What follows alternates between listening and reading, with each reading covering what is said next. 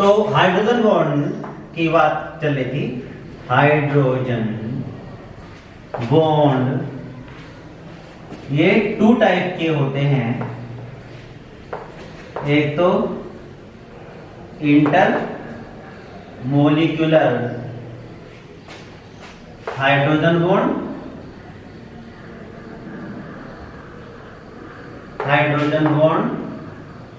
And intra molecular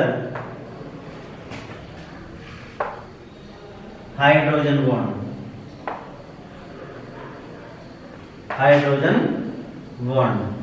ठीक है, तो ये दो टाइप के हैं। ठीक, एक तो जो हाइड्रोजन बॉन्ड हो गए वो 2 टाइप के हैं, इंटर मोलिक्यूलर हाइड्रोजन बॉन्ड और फिर है इंट्रा मोलिक्यूलर हाइड्रोजन बॉन्ड। ठीक, अब हम बात कर लेते हैं कि वो इंटर मोलिक्यूलर हाइड्रोजन बॉन्ड क्या है। ठीक है, इंटर मोलिक्यूलर हाइड्रोजन बॉन्ड क्या है।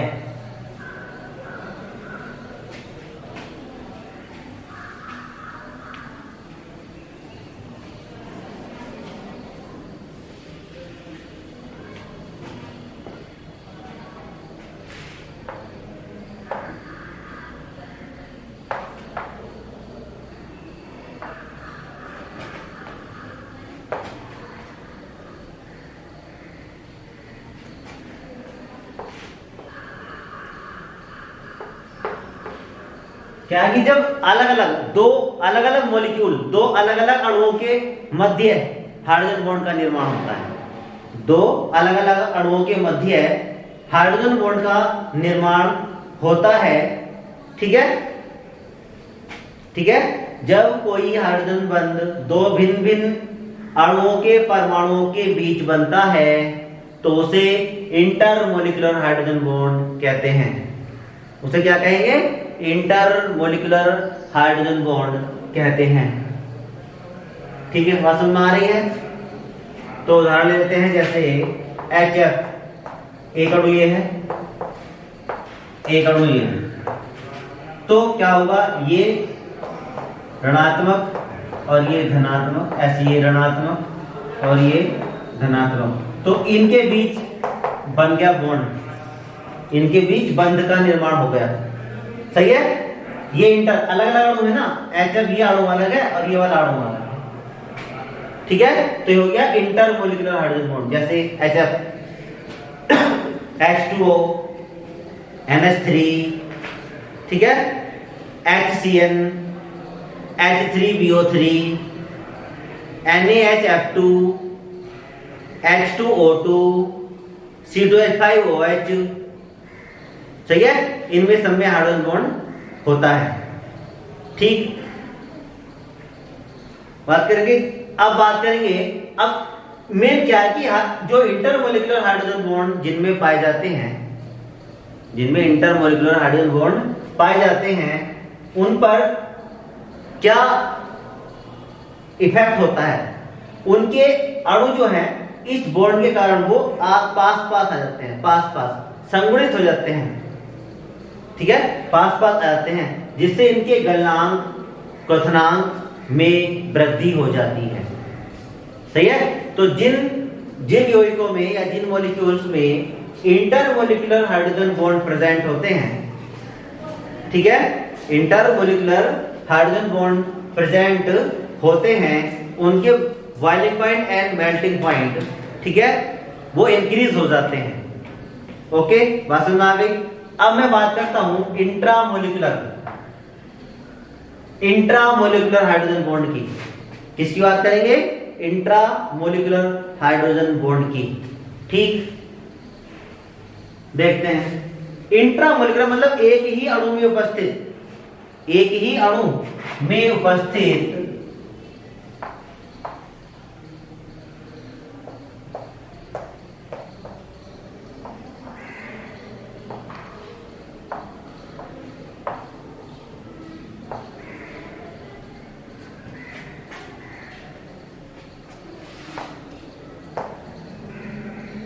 यहां बन जाएगा ये हाइड्रोजन और ये ऑक्सीजन, इनके बीच बन जाएगा ये हाइड्रोजन और ऑक्सीजन। सही है, तो ये क्या, ये है तो एक ही अणु, ये कंप्लीट है, ये सारा का सारा एक ही अणु है, एक ही मॉलिक्यूल है, यानी ये ऑर्थो नाइट्रोफिनॉल है। ये क्या है हमारा? ऑर्थो नाइट्रोफिनॉल में होता है इंट्रामोलिकुलर हाइड्रोजन बॉन्ड। तो जिनमें इंट्रामोलिकुलर हाइड्रोजन बॉन्ड होता है उनके गलनांक और कथनांक कम होते हैं, सही है, अर्थात वे कह सकते हैं कि वाष्पशील हैं, इनके जो है वो बॉइलिंग पॉइंट कम हो जाएंगे। जिससे ऑर्थो नाइट्रोफिनॉल और एक होता है पैरानाइट्रोफिनॉल। पैरानाइट्रोफिनॉल का जो बॉइलिंग पॉइंट यानी क्वथनांक जो वो अधिक है और ऑर्थो नाइट्रोफिनॉल का कम है। क्यों है उसका अधिक? क्योंकि जो पैरानाइट्रोफिनॉल है उसमें इंटरमोलिकुलर हाइड्रोजन बॉन्ड पाया जाता है। उसमें क्या पाया जाता है? इंटरमोलिकुलर हाइड्रोजन बॉन्ड पाया जाता है, लेकिन इसमें इंट्रामोलिकुलर हाइड्रोजन बॉन्ड पाया जाता है। सही है, ध्यान रहेगा, ठीक है। जैसे ऑर्थोक्लोरोफिनॉल, ऑर्थो हाइड्रोक्सी बेंजील्डिहाइड, इसके उदाहरण बता रहा हूं। ऑर्थो हाइड्रोक्सी बेंजील्डिहाइड, ठीक है, ortho hydroxy benzoic acid, ortho hydroxy benzoic acid, ठीक है। जैसे प्रोटीन में भी इंट्रामोलिकुलर होता है, डीएनए, आरएनए, सेलुलोज, सही है, इनमें सभी में इंट्रामोलिकुलर हाइड्रोजन बॉन्ड प्रेजेंट होते हैं, ठीक है, ध्यान रखना।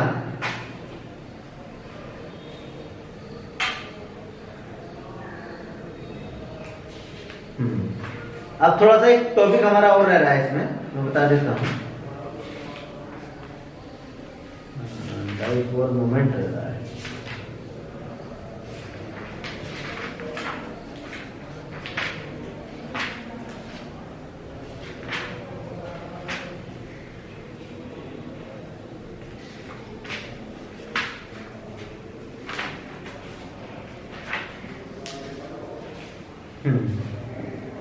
देखते हैं डाइपोल मोमेंट, ठीक है। डाइपोल मोमेंट क्या है? द्विध्रुव आघूर्ण क्या है?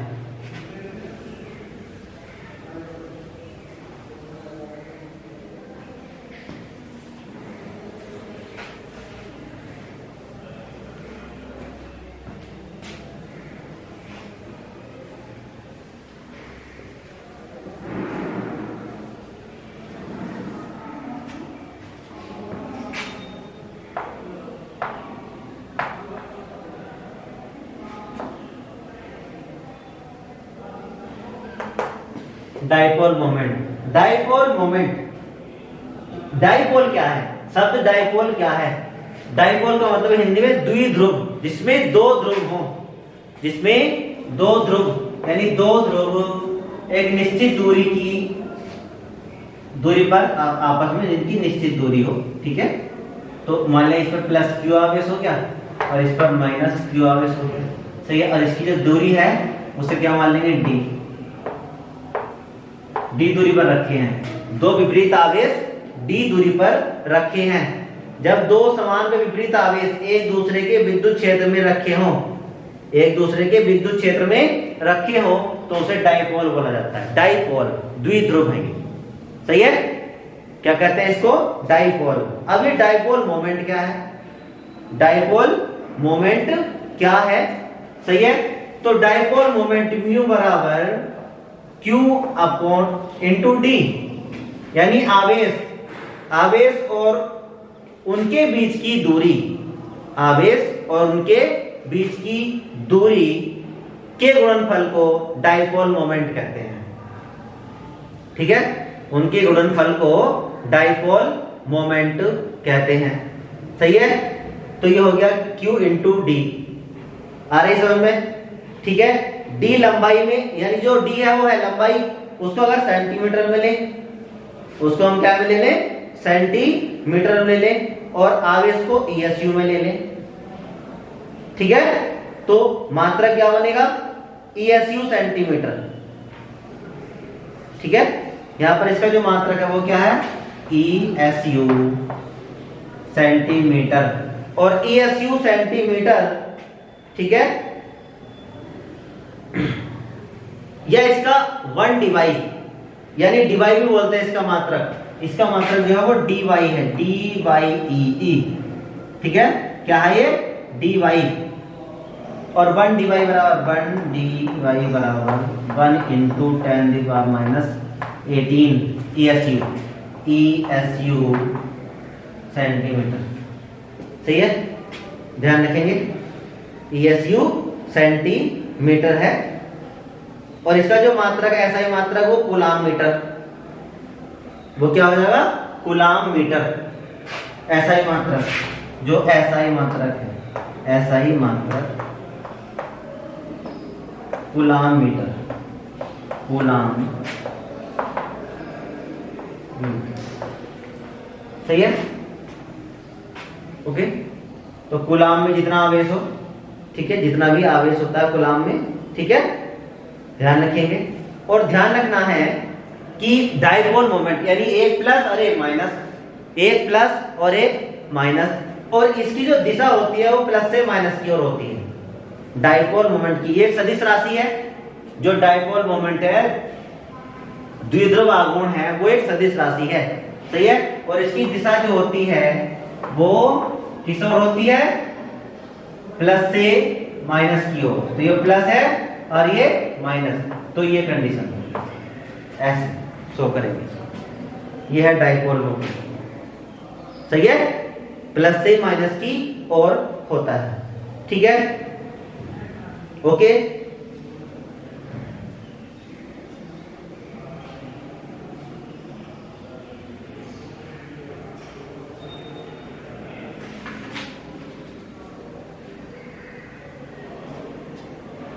ठीक, अब बात कर लेते हैं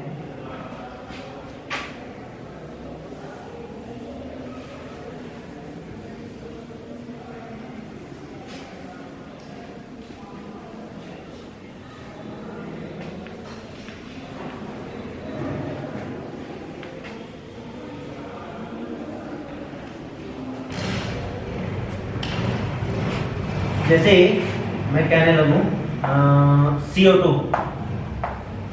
CO2, ठीक है, non polar compound, non polar है, क्योंकि इसकी संरचना कैसी है, ऐसी। क्या है ये नॉन पोलर, क्यों, क्योंकि भाई मैंने कहा प्लस से माइनस की ओर, तो इधर की ओर लग रहा है और इधर की ओर भी लग रहा है। तो इस पर अणु का जो डाइपोल, नेट डाइपोल मोमेंट हो गया वो 0 है। नेट डाइपोल मोमेंट जो है वो क्या है, जैसे मैं ऐसे इसको खींचूं तो ना तो मैं इधर खींच पा रहा हूं ना इधर खींच पा रहा हूं। यहां जो बल लग रहा है वो कैसा 0 हो गया। वो कैसा है, वो 0 है। इधर को जा रहा है वो अलग बात है, 0 हो गया। तो ऐसे ही डाइपोल मोमेंट प्लस से माइनस की ओर जाएगा, तो इधर को और इधर को, तो इस पर जो डाइपोल मोमेंट होगा वो होगा 0, अर्थात इसका जो डाइपोल मोमेंट है वो कैसा हो जाएगा, 0 है, नेट डाइपोल मोमेंट। और जब नेट डाइपोल मोमेंट 0 होता है तो वो मॉलिक्यूल जो है वो नॉन पोलर हो जाता है। सही है, वो कैसा हो जाता है, नॉन पोलर हो जाता है। अब दूसरे अणु की बात कर लेते हैं, जैसे PF3 की बात करूं मैं, इसकी जो संरचना है वो ऐसी है,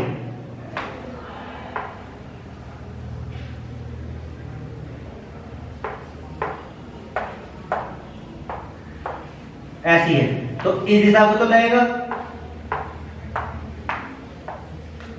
भाई, ये माइनस है, ये क्या है, ये माइनस है, और ये क्या है प्लस है, इसमें तो ऐसे जाएगा ये डाइपोल।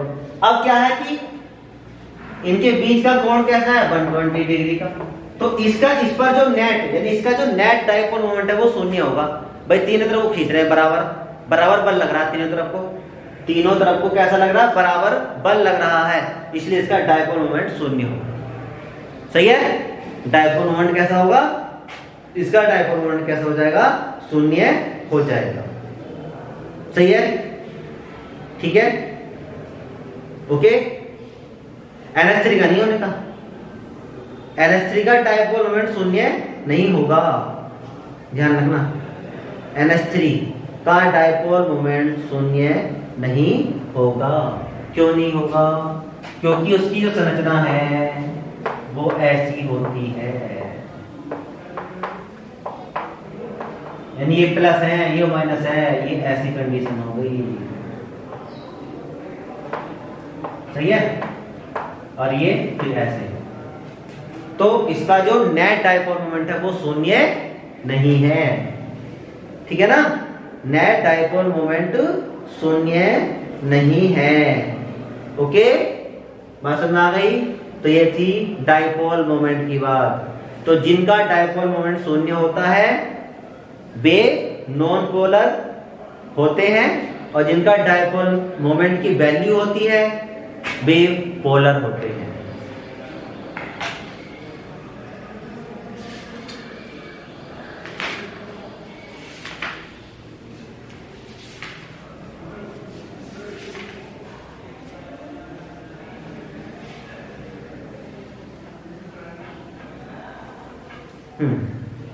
एक थोड़ा सा छोटा सा टॉपिक हो रहा है रेजोनेंस, उसके बारे में बता दूंगा। रेजोनेंस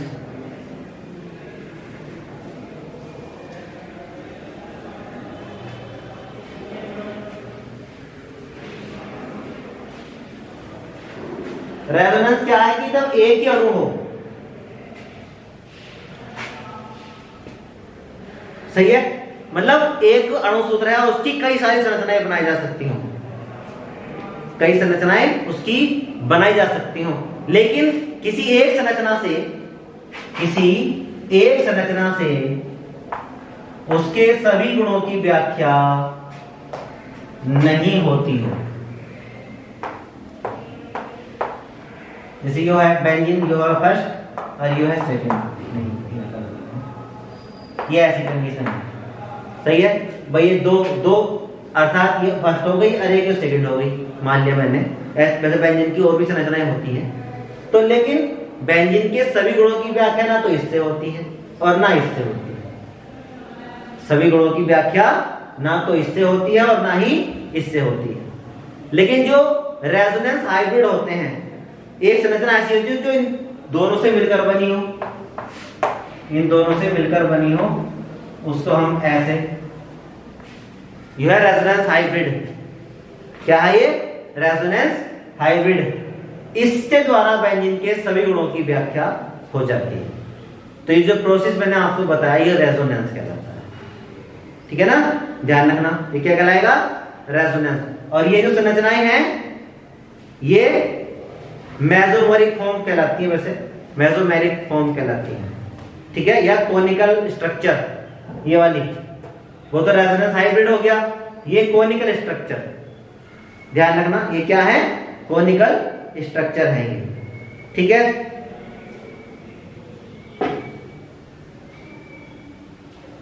एक होती है रेजोनेंस एनर्जी, जिस यौगिक के अनुनाद संकर की ऊर्जा कम हो, रेजोनेंस हाइब्रिड की संरचना कम हो, वह उतना ही अधिक स्थायी होता है। जिस यौगिक की अनुनाद ऊर्जा का मान अधिक होता है वह अधिक स्थायी है, ठीक है, ध्यान रखना। जिस यौगिक की अनुनाद ऊर्जा का मान अधिक होता है वो अधिक स्थायी होता है, और जिस की ऊर्जा का मान कम होता है वह उतना ही। ध्यान रखना है, ये अंतर है दोनों में। यौगिक की अनुनाद ऊर्जा का मान अधिक होता है वह अधिक स्थायी होता है, सही है। और जिस अनुनाद संकर की ऊर्जा, अनुनाद संकर की ऊर्जा, ठीक है, का मान कम होता है वह अधिक स्थायी होता है। कहते हैं रेजोनेंस एनर्जी क्या है, अनुनाद ऊर्जा क्या है, ठीक है।